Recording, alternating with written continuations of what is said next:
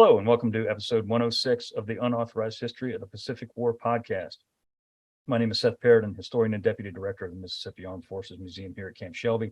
And with me, as always, is my esteemed co-host, retired Navy Captain Bill Tody, former skipper of the fast attack submarine USS Indianapolis, Commodore of Submarine Squadron 3 in Pearl Harbor, and many other postings. Aside from Bill and I, we have a special guest today whom many of you listeners have probably heard of or at least seen, but I'll let Bill do the formal introduction of our guest and our topic. Bill, take it away. Thanks, Seth. If the two of us were to define the two main thrusts of our podcast, the Unauthorized History of the Pacific War, it would be one, to correct some of the mythology that has emerged over the decades, and two, to see what lessons might be gleaned that could be important were war to break out in the Pacific again. In my view, our subject for today falls into the second category because it's about the impact of strategic alignment and chains of command on operational success. Station HYPO was one of three main stations in the Navy used to listen and break Japanese naval codes. HYPO was the phonetic word for the letter H, which stood for Hawaii, since Station HYPO was the code-breaking office located in the basement of the Hawaii Naval District Commander's building in Pearl Harbor. As an aside, I visited those rooms when I was Commodore in Pearl, and they were being used to store furniture for the Pearl Harbor Naval Shipyard headquarters building, but we'll leave that for another potential future discussion on what's happening to all these historic sites over the decades. But germane to today's conversation, in the early months of the war, the Naval District Hawaii commander reported not to Admiral Nimitz, but to Admiral King directly. That would be corrected in the coming months, but since Station HYPO supported combat operations in the Pacific, Admiral Nimitz certainly thought of it as one of his assets, while Admiral King's staff in Washington saw it solely and completely theirs, to include Station HYPO's brilliant leader, Commander Joe Rochefort. This led to a chain of command problem that would ultimately lead to Rochefort's dismissal as the head of Station HYPO, even after his incredible success leading to our victory at Midway.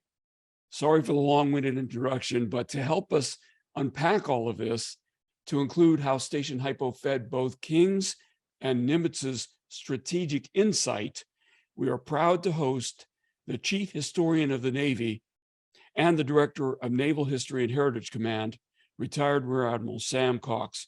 Admiral Cox, welcome. Good morning, good afternoon. Great to see you. Thanks, Admiral. So as we're going to break it down, Admiral and Bill, you can just jump in at any time. Let's talk about Station HYPO before we get to Admiral King. We're going to talk about him as well. But what exactly was Station HYPO? Bill hit on it a bit on his introduction, but what was it exactly? What was the role of HYPO? Where did it start? How did it begin? And where are its roots in World War II in the Pacific theater? Well, yes, Station HYPO was created in the late 1930s, and it did more than code breaking. It did traffic analysis. It did kind of general intelligence. It eventually had a term for it of the Combat Intelligence Unit, but it was embedded within the communications architecture of the 14th Naval District, which fell under Admiral Claude Bloch. Rochefort had a second hat, or actually his primary hat was essentially as the N6 or the communications officer for the 14th Naval District. And then under him was this code breaking, traffic analysis, communications. At the time, it was referred to as radio intelligence. We would now call it, communications intelligence. But he had a small team that grew in the pre-war era. In fact, by about March of 1941, that group was going 24 hours, 7 days a week, which was highly unusual at that time. Out of anticipation that the war was going to break out in the Pacific.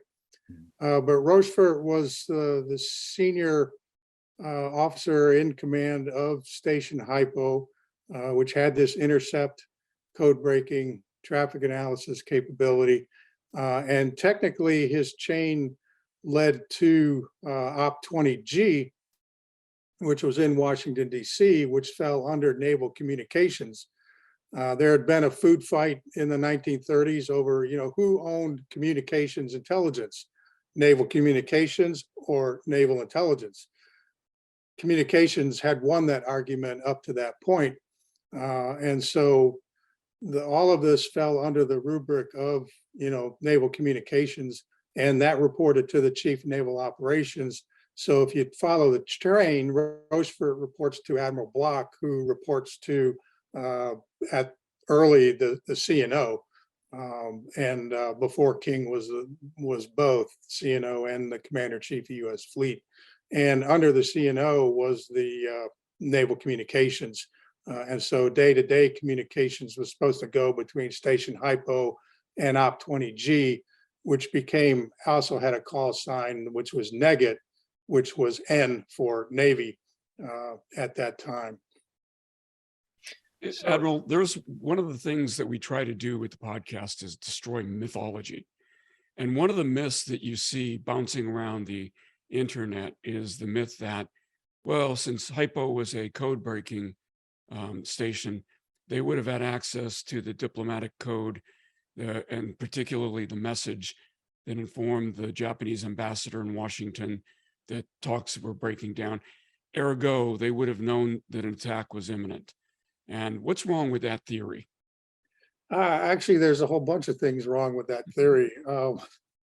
One of which is that Station HYPO was tasked by Washington, by Op 20G, to attempt to break the Japanese flag officers code and not the operational what became later known as JN25, at the time was known as the 5-num code because it was 5 digits in each group.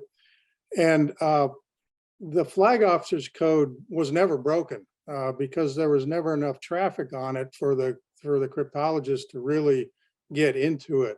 So essentially, prior to Pearl Harbor, Station HYPO was in effect wasting their time on this unbreakable code.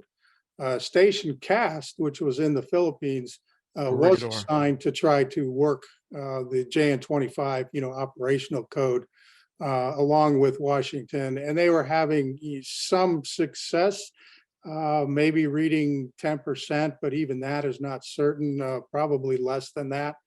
The other piece is that the diplomatic code was separate from the operational code. The Japanese military had no use for their diplomats. So anything that was operational was not going to be found in the diplomatic codes, which we called purple because of the book that, is a purple book that we had and later term magic. But, in Washington, D.C., the Navy and Army were taking turns. One day the Army would break the purple code, the next day the others. And we had devised a machine to break that code. So we're actually reading the purple code faster than the Japanese embassy was. In fact, we knew when the messages came in that told them to break off diplomatic relations and what time they were supposed to do it. We knew that before the Japanese, embassy did. Station HYPO never had a purple machine. They were not read into it. In about July of 1941, a couple purple messages got sent to HYPO by accident. So both Rochefort and Kimmel suspected there was information and intelligence that they weren't getting, and they asked to get it. And then in best what appears to be just pure bureaucratic buffoonery, the CNO asked, well, are they getting it? And he was told they were. No one checked. And actually they weren't getting, everyone assumed that HYPO was getting this purple traffic, but they weren't. Mm-hmm. And this would have been Admiral Stark as CNO at this time? That's correct, yeah. Before King became both ComInch and CNO. Understand. And let me just say that bureaucratic buffoonery might be my favorite phrase that's been uttered on this podcast so far, because if that isn't the truth, there was a lot of it. Yeah, but you're not lying. So like you said, Admiral, they're reading maybe 10% of the Japanese code prior to Pearl Harbor. And what causes them to be able to decipher more? I mean, it's an amount of traffic that's coming through right after Pearl, is it not? That's correct. What really helps them is the carrier raids that take place in basically February and March of 1942. Station HYPO was able to tell a lot by what's called traffic analysis, analysis of the externals of a message without actually being able to read the contents, the from, to, precedents. And by doing that kind of work, they were able to have a fairly good idea where Japanese carriers were and where they weren't, or where a major operation was going to take place, at least enough to give when Admiral Nimitz took command of the Pacific Fleet, and they started launching these carrier raids, they had a reasonable idea that the Japanese carriers weren't there. Right. So our forces could do these raids without fear of running into a major Japanese carrier force. But every time we did a raid like that, Japanese message traffic on the net would explode, and you'd get a lot of traffic, and there'd be mistakes in terms of how they handled the messages. And it was those kinds of mistakes, plus the volume of traffic, that would allow a code breaker more material to work with, more opportunity to see patterns that are taking place within the traffic. So each one of those carrier raids, one, convinced Nimitz that the intelligence, particularly the traffic analysis, was fairly accurate. And then as they broke more and more of the operational code, also convinced Nimitz that, hey, this is a reliable, valuable source of information that he could actually use to conduct operations. We covered the carrier raids in a previous episode, Admiral, and we did talk about both the radio direction finding and the traffic analysis that indicated that the Japanese carriers were out of position to be able to affect directly, our carrier raids, which was great. And that's one example of how HYPO was able to affect our strategy, or at least reinforce the notion that the strategic choices that were being made by Nimitz with pressure from King were going to succeed at some level. There's this perception in the public, though, that HYPO's contributions towards strategic framework and objectives peaked with Midway and then declined after that. Is that fair? No. Obviously, in Midway being the turning point of the war, although you can make a case that the campaign around Guadalcanal was the real turning point. But and I would argue it Guadalcanal is. But I lost my train of thought on that one. Can you run the question by me again? Yeah, they everybody knows about the success in Midway, right? Oh yeah.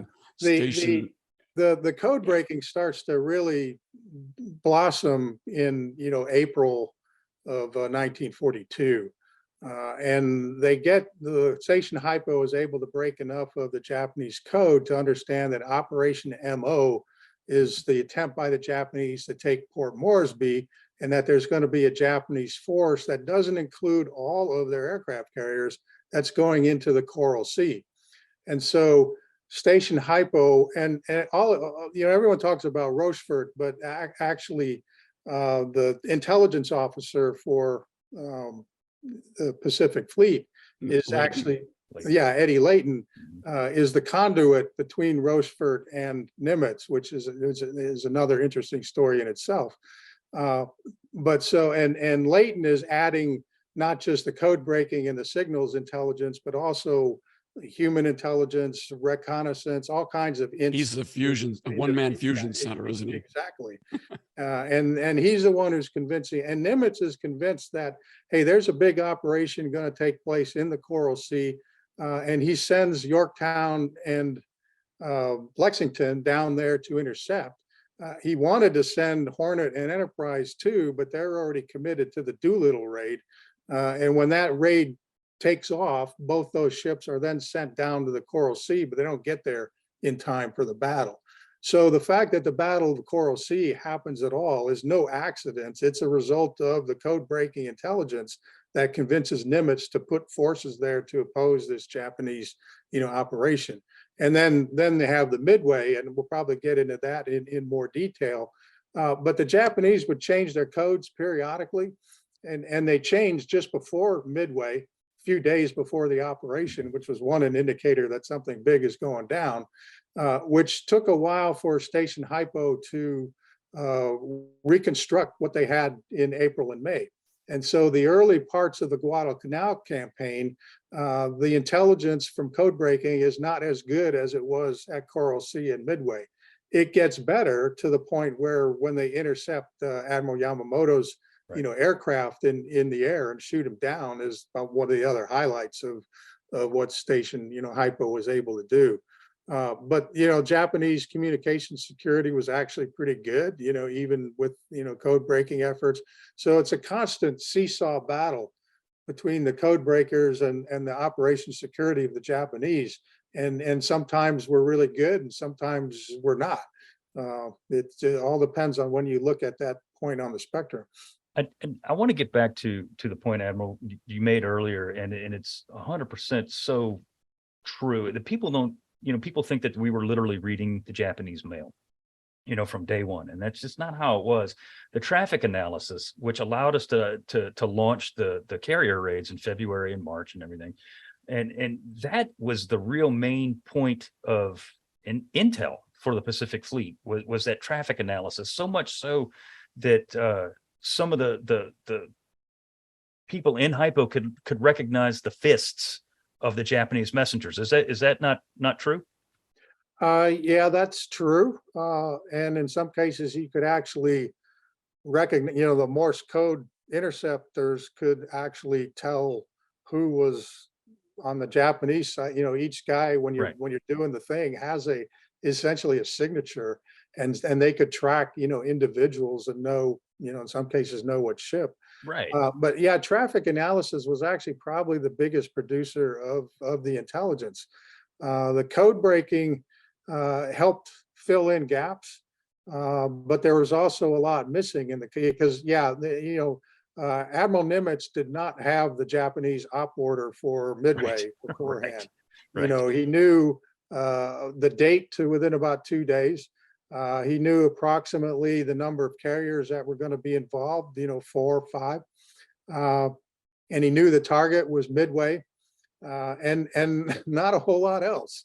But Layton was able to glean like the bearing, the heading that they'd be coming in at within 5 degrees. And Layton got pressed to, because what Nimitz had charged Layton to do was when Layton and because Layton and Rochefort were both in the same jobs for Pearl Harbor, which is like the biggest disaster in U.S. naval history. And so you have these same 2 guys who are also the victors of the Battle of Midway.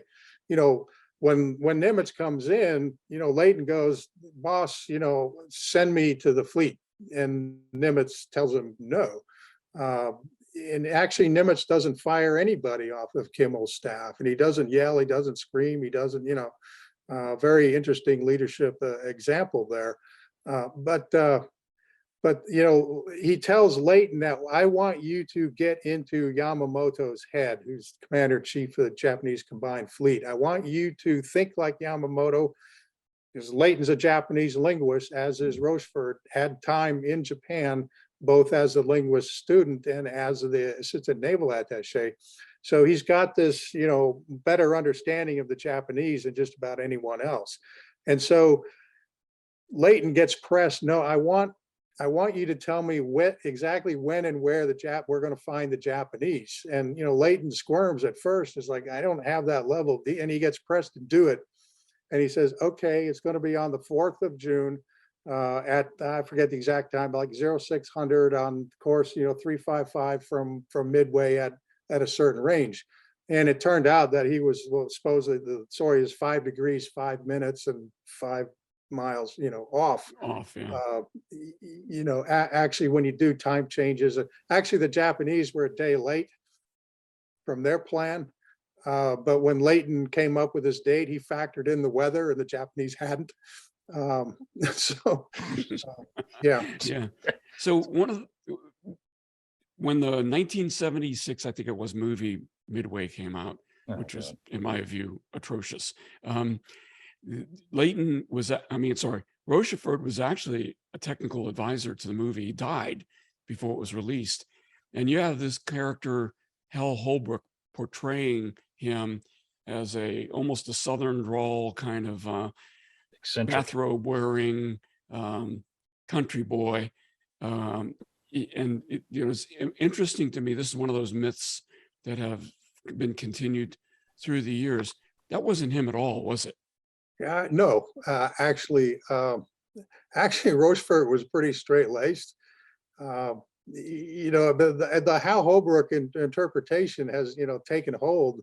It has. But he really wasn't like that at all. He did wear a smoking jacket down in the dungeon because it was cold. He did wear slippers because it's a concrete floor and it's cold and it's hard on the feet. And they are all down there popping uppers during this whole thing. So I don't think they show that in the 75 movie, but they do show it in the 2019. That portrayal is closer, but what Rochefort did not have going for him was that he was not an academy graduate. Right. But he also wasn't Naval Reserve either. Former enlisted. Yeah, right. He wasn't even a high school graduate. Wasn't even a high school graduate. Yeah. Right. Yeah. So he's different than everybody else. But he essentially rises through the ranks on merit by impressing people like Admiral Richardson by his abilities, because he's got nothing else going for him. And it catches up with him in the end, where he gets in a food fight with a bunch of ring knocking CAD graduates, the Redmond brothers. Yeah, exactly, and a few others. But yeah, he was brilliant. So was Layton. The two of them had gone on the same ship to Japan together. They'd studied in different places, but they knew each other well, and they were actually close friends. So the whole linkage, both before Pearl Harbor and before Midway, of Rochefort going to Layton to first Kimmel and then Nimitz, is kind of under the table, good old boy relationship that's outside the chain of command, if you will, which also eventually caught up to Rochefort, but he had the advantage of being right. And but yeah, that was a personal relationship between Rochefort and Layton that really made the difference in Midway, and didn't make the difference in Pearl Harbor. But we can go on about what led to that in great detail. Sure. Well, let HYPO. It's during Rochefort's tenure was not your normal naval assignment. It was a different place, not just because of the crypt analysts. That's hard to say, not just because of the code breaking, but because of the man who ran it. And you got into it a little bit, Admiral, but these guys are working 24 hours a day, 7 days a week, all the time. What and he got to pick his staff. He did. When I was CO or Commodore, I didn't get to pick my staff. It really was a different kind of command, wasn't it? Yeah, it was. One thing to consider at the time is, there is no such thing as an intelligence officer or a cryptologist, or they're all line officers. And, in order to get promoted, you have to go to sea and do the things that line officers do.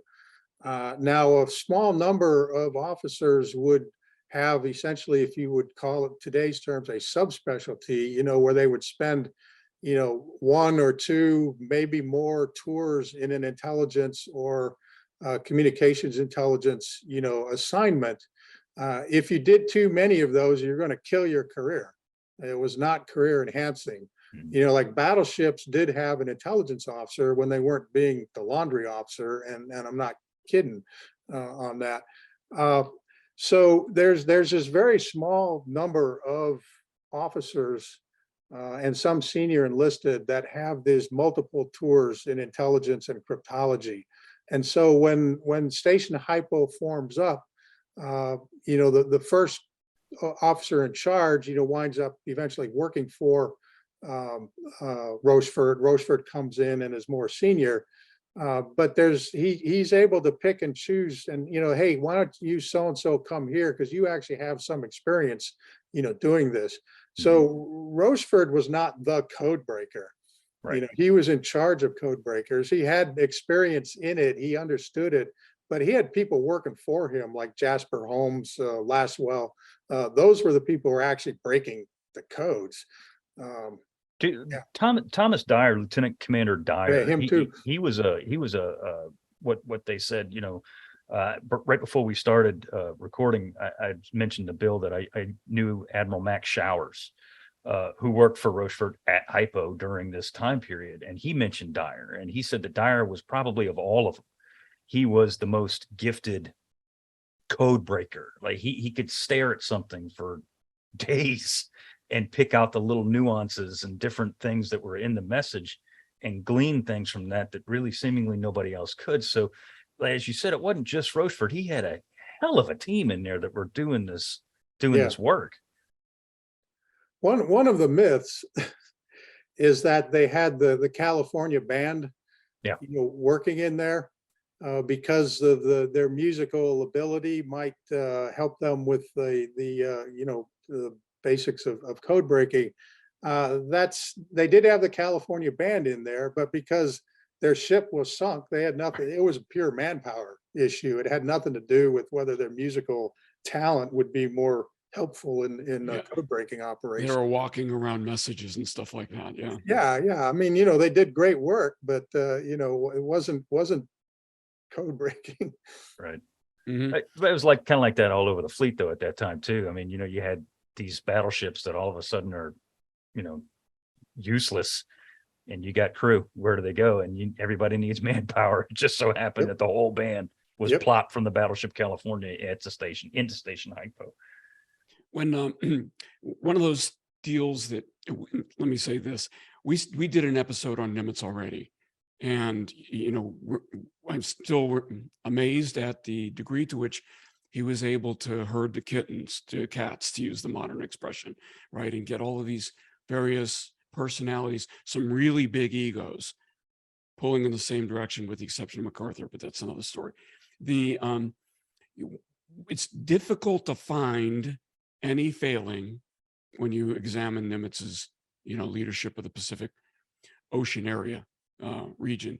The one thing I might maybe kind of fault him for was not working more aggressively to save Rochefort when he came in conflict with Admiral King's staff, who was at the time or was CNO, and the Redmond brothers, and again, Rochefort's own personal style of very in-your-face, very confrontational, didn't do him any favors. However, Nimitz knew that the Rochefort Layton team had, in fact, he put him in for Distinguished Service Medal, which King disapproved. Why do you think Nimitz didn't work harder to protect Rochefort from these guys, the bureaucratic buffoonery, to use your expression, back in Washington? Yeah, I think, that's a good question. My view is that Nimitz had bigger fish to fry. I mean, when you get towards the end of the war, and you're, you've got kamikazes and atom bombs, and I mean, there's huge issues that he's dealing with. And to get that down in the weeds is, an award for a commander, later captain at the end of the war. But he may not have even known that thing was going on, until actually when he found out in later life, he felt it was a disservice to Rochefort. Well, I know that Nimitz express his outrage, displeasure, that Rochefort was reassigned without anybody consulting him. but again, do you think it was professional, the Rochefort's administrative chain of command, as you said, went through Washington through director of communications, or in OpNav, Op 02G, was one of the Captain Redmonds, right? Right. Do you think it was merely professional jealousy that caused them to be so against Rochefort, or was there something legitimate behind all of this? Well, there is the, not using the chain of command, is a real issue. I'm convinced there was professional jealousy involved. There was also, a move, in Washington, D.C. to centralize code breaking cryptology, to operate it from a centralized position. And right after Pearl Harbor, where, I don't buy the Roosevelt knew, conspiracy, but there was a massive cover your behind going on and blame shifting going on. And you had probably the best cryptologist, in the Navy, who was Lawrence Safford, gets sidelined out of his job because, well, Pearl Harbor's partly your fault, and you have the Redmond brothers, one takes Safford's place, one is the head of the Naval Communications. Neither one of us have much knowledge at all about code breaking or trafficking out or any of that. And it turned out that they were dead wrong about, what the Japanese intentions were at, the famous, AF gambit, if you will. Yeah, Midway, yeah. Where they're trying to, the code breakers have figured out that, Station HYPO believes that AF stands for Midway. But Washington doesn't. Strenuously disagrees, even the Army, right? Yeah, Rochefort and Layton have already convinced Nimitz that AF is Midway. They're not trying to prove it. They're trying to prove that AF is Midway to Washington. Right. The 2019 movie gets that a lot better than the one in the 70s, 1975. But that whole, it's sending a message to Midway via the underwater cable to send a message in the clear that their desalination plant, blew up and they need water, and then have the Japanese intercept that and then have that go out in their traffic to verify that AF is that. That was all to convince Washington. And even then, King was still not convinced, and he wanted direct from Rochefort his assessment of the situation before he finally kind of reluctantly agreed with Nimitz, who had already believed what Rochefort was saying. To what extent do you believe that the HYPO intercepts and traffic analysis directly affected the strategic campaign in the Pacific beyond Midway? I think it's huge. Coral Sea wouldn't have happened without it, in which case there would have been 6 carriers against, maybe our 4. That might have, Nimitz might have taken that chance. They still underestimated what the Japanese were capable of doing when Nimitz decided to do. We got lucky in some respects. We had the advantage of surprise, had the advantage of position. Japanese were overconfident, all kinds of things going against them, but we came within a hair's breadth of losing that battle. Oh, yeah. Right. In fact, I can change one thing of, Nautilus getting hit and knocked out of the battle, that would change the whole course and result in a U.S. defeat. Then the airplanes would not have found the carriers. Absolutely. Yeah. And so, but anyway, if it hadn't been for the code breaking, I don't think Nimitz wouldn't have known that Midway was the target, and he probably wouldn't have been able to react to it. So, I think it was huge.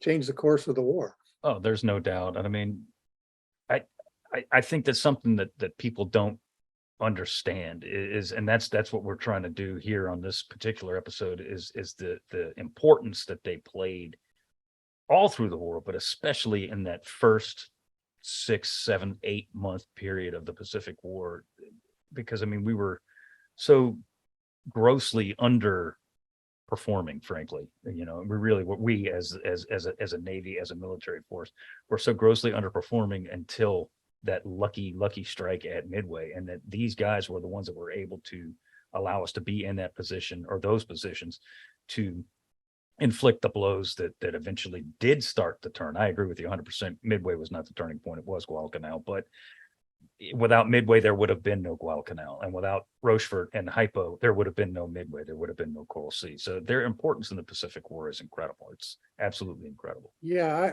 I could make a case that you'll get argument, you know, on this between different historians.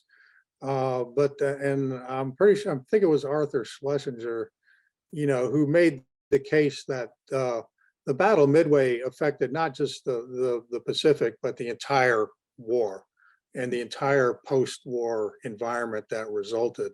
And the argument goes like this, you know, is after Pearl Harbor, the American people were mad at Japan. They wanted at Japan.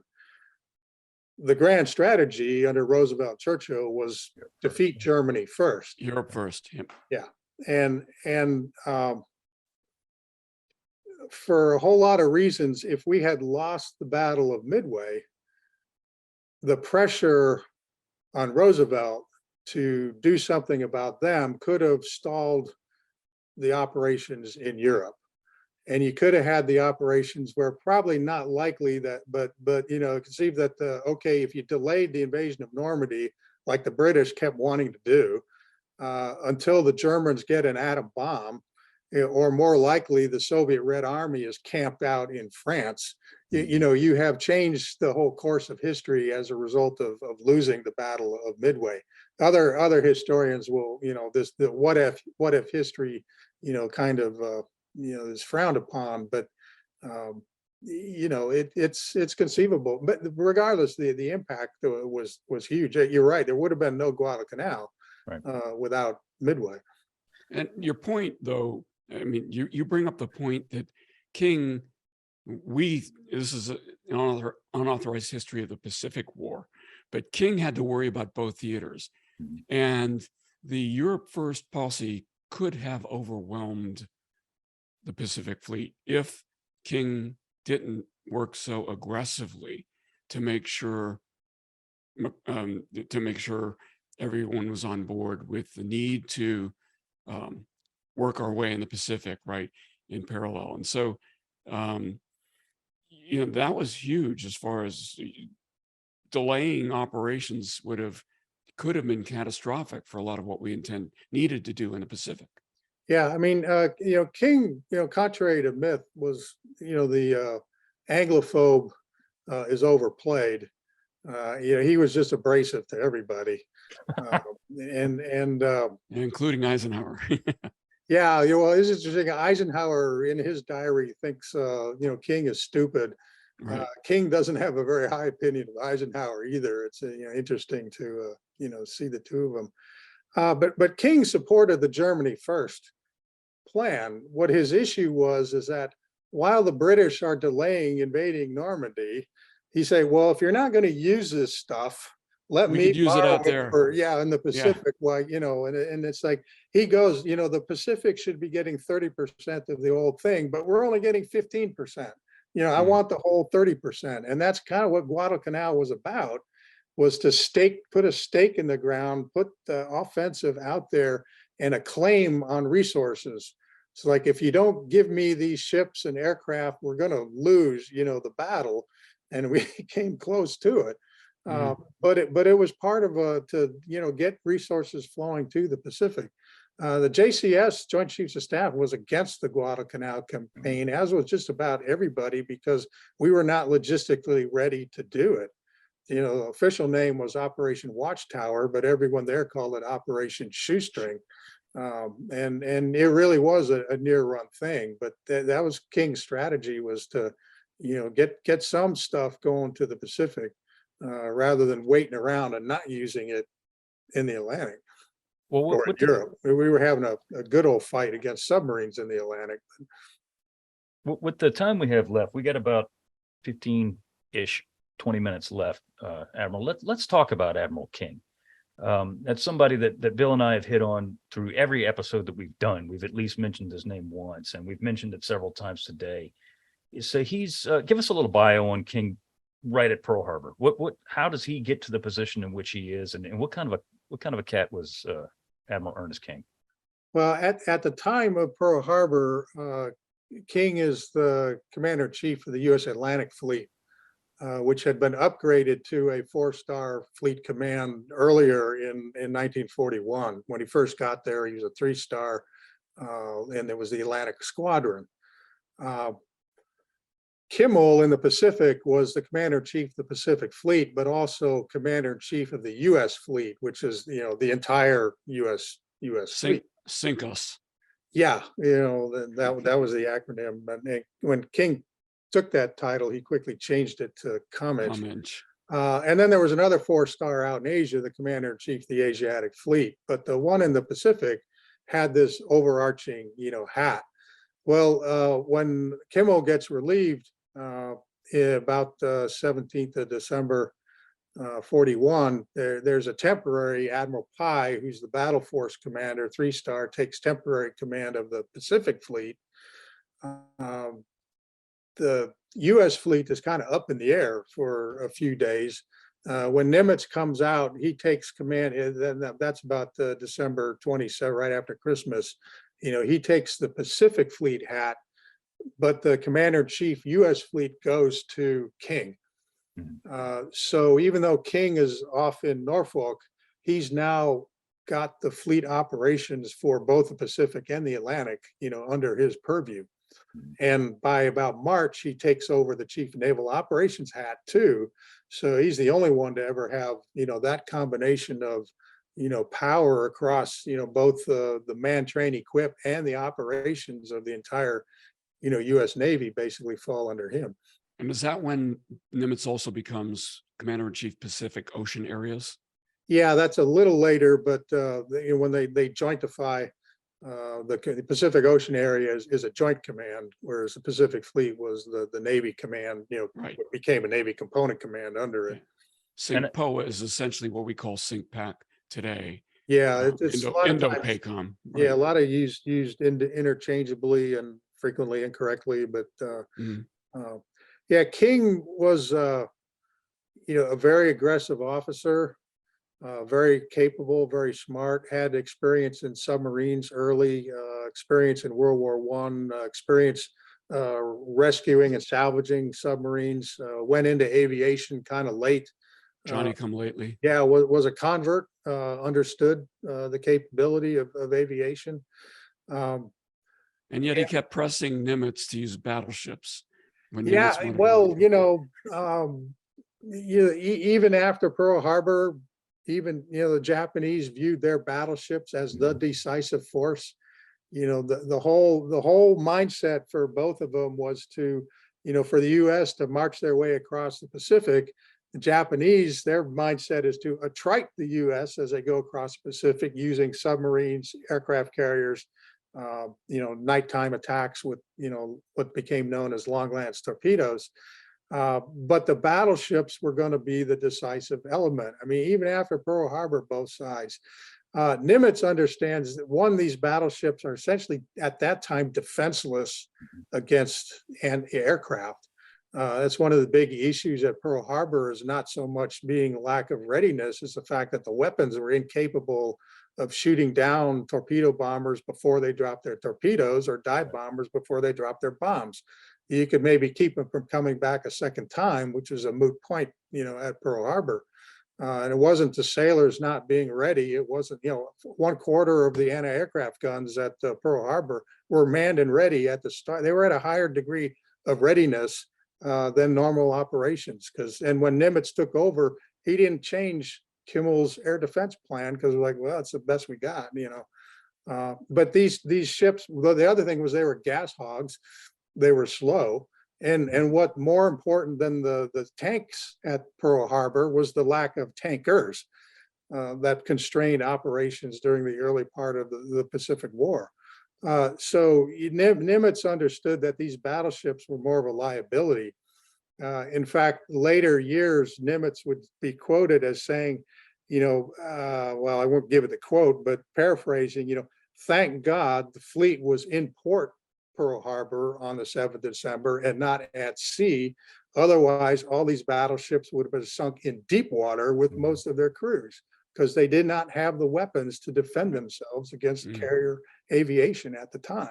So, anyway, so yeah, that was King's, he's still locked into, that's how they trained for 20 years. And by golly, that's what he wanted to do. And what about his reported quote that when the shooting starts, they call for the sons of bitches? I think at one point I read that when asked about that quote, he says, "I don't remember saying that, but it does sound like something I would say." Yeah, actually what he said was the 2019 movie couldn't resist using that, even though King wouldn't have been the guy telling Nimitz to go out to, Right. That was Hollywood. Yeah. One of the 20 pages of stuff I sent to the producers that you're not getting right before the movie. But anyway, he was later asked, later in the war, did you actually say, is that, when the tough gets going, they call for the sons of bitches. Mm-hmm. And he said, no, I didn't say that, but if I had thought of it, I would have. Right. Okay. That's his, do you think that attitude, or that, personality trait was helpful or harmful to the it was ultimately harmful. But it was one way to get things done. Right. I mean, one of his, true quotes was that, I don't care how good the staff is, every 6 months you have to give them a kick in the ass, otherwise they'll slack off. And he could be, he was sourpuss. His daughter supposedly said, well, he's the most even-tempered guy I know. He's in a rage all the time. All the time, yeah. And one of the things we talked about earlier, though, was the public relations campaign that MacArthur was already waging at this point of the war, where the Army was winning the war in the Pacific, and King's reluctance to engage with the press and basically allowing MacArthur to control the narrative. What about that? Well, King's quote for his press strategy was tell him nothing. When the war's over, tell him who won. Yeah, King did not want to have anything to do with the press, whereas MacArthur was all about it. And on the one hand, I can appreciate King's position. On the other, it hurt. We still pulled it off, but you need everything. Now, the one thing they had going for them back then that we don't have now is censorship. They were able to hide the Battle of Savo Island, the Battle of Tassafaronga. The American people never understood what really happened at those battles. Right. End of the war, when censorship ended, they couldn't hide Indianapolis. No, that's right. And the lack of dealing with the press during the war, once censorship came off and you had this press frenzy that accompanied the sinking of the Indianapolis, we were not prepared to deal with that. King wasn't, no one was of a media feeding frenzy, we would call it, now, because they'd been able to, stiff arm them, through most of the war. Mm-hmm. The press. We're going to do a separate episode on Indianapolis, entirely, and it would be wonderful to have you on for that one as well. But again, some of the mythology that the King was protecting political people with the McVeigh court-martial. What's your read on that? There's really no evidence as exactly what was motivating King or Forrestal. My kind of view is that Forrestal had more to do with it than King did. Right. But there's no paper trail on that. Right. Yeah. Other than Nimitz recommended against court-martial, recommended a letter of reprimand, which, as it turned, would have had about the same effect, but is not a conviction at court-martial. And when Nimitz was CNO and asked about it, when he was announcing McVeigh's release from house arrest, he said, well, I recommended against court-martial and they didn't listen to me. And so he was confused by it as well. And that was in 1946. Yeah. And so it's not surprising that we're confused about it in 2022. And some of the things about, King reprimanding McVeigh's, or, reprimanding him early for bringing. Nimitz's father reprimanding King. Yeah. When he was. And, um, King personally chose every, because McVeigh was in charge of the ship that was the flagship for the Fifth Fleet. Mhm. King would have personally approved him going to that assignment. That command. And if there was a vendetta, if he had a vendetta against He would not have. McVeigh, sent him that there. would have been the time, no one would Exactly. have questioned that, Yeah, and by the way, King was reprimanded when he was a junior officer for coming aboard from Liberty drunk. And so he had plenty, and it wasn't McVeigh's father who reprimanded him that time. So he had plenty of that kind of dirt in his background. No, and Ensign Nimitz was court-martialed for running a ship aground in the Philippines in 1907. Yep. Thank God he survived that. Absolutely. Good. Well, gentlemen, I'd like to talk more and more about this, but we're starting to run out of time here. Admiral, is there anything else you'd like to add about HYPO, Joe Rochefort, Admiral King? Anything you can think of? Any other myths you want to dispel? Please. No, I think we hit most of the myths. Like I say, I think the 2019 movie does a better portrayal of Station HYPO. Certainly, they get Layton really close to being right. Right. And to me, that's the best part of the movie, because I'm a intel officer, but yeah, I mean the impact of Station HYPO on the war was immense. Sending Rochefort to be in command of a floating dry dock was, to me, a profound injustice. He wanted to get, but on the other hand, based on He what wanted to go he to sea. knew, Yeah. they couldn't send him to a ship where he might be captured by the Japanese. So Correct. he wanted a warship, but they weren't about to send him. Well, that was a prohibition against all crypto analysts, right? Nobody could go into the war zone where they might be captured because they give up secrets. Yeah. Now that was, porous of, because Matt Showers, you talked about him. He was actually supposed to go on the Wahoo on her last patrol. Submarine. And at the last instant, his boss said, no, you can't go. And the guy he replaced, was going to replace, was actually already off the ship. So it's not, but that was her, she didn't come back from that patrol. Right. And, Max Showers served for many, many years in the intelligence community. I had the sad duty to be the funeral commander for him at Arlington when he passed away in 29. I was a senior intel officer in the Navy at the time. And so I basically butted into the Arlington thing, said, I'm going to be the funeral commander for this one. And turned out a good, 100 people in uniform, including 3 stars and 2 stars marching in ranks as a tribute to him. So, I mean, he was pretty special. Oh yeah. But at the time of Midway, he'll tell you, I was just a new ensign. I had nothing to do with the Battle of Midway. His claim was later in the war. He was Nimitz's, current intelligence briefer. That's what got him a Bronze Star. Yeah, he was an amazing guy. He really was. He was a very, very good man. Well, gentlemen, we're going to go ahead and wrap this up. And Admiral, I want to personally thank you for being on board with us today. And I hope to do this, or I know I speak for Bill when I say I hope we can relive this relationship in several more episodes as we plod along through the Pacific War here. If that would be good with you, we'd love to have you. Sure. I work cheap. So do we. But on a personal note, and I just want to lay this out here, I generally don't do this, but I'm going to do it today. As you listeners may or may not have realized, these episodes are pre-recorded and as such are sometimes a couple of weeks old when they air. That being said, today's recording date is August 30th, and it is my little girl's 10th birthday. So while certainly not Pacific War related, it's an important day to me nonetheless. So happy birthday, baby. I love you. And with that, we want to thank you for listening in on our conversation. please subscribe to the Unauthorized History of the Pacific War podcast wherever you receive your podcast, and give us a rating and review. We certainly would appreciate it. Also, if you want to see the video version of this and any of our other episodes, subscribe to our YouTube channel called the Unauthorized History of the Pacific War podcast. Also, look us up on Facebook, like and subscribe to our page as well.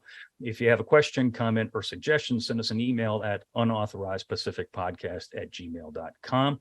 And once again, my name is Seth Perrin. I want to say thank you, Bill. And I want to say thank you to the Admiral. And for those of you who don't know, this Admiral, Director, Naval History and Heritage Command has done more, I think, to correct the historical record than any director of NHHC in history. And his impact on telling the Navy's story has been enormous. Absolutely. And I need to underscore that point. So thank you very much, Admiral, for continuing your wonderful contribution today. Thank you. Take care. It's fun. Thank you. All right, guys. We'll see you all next week. Thanks.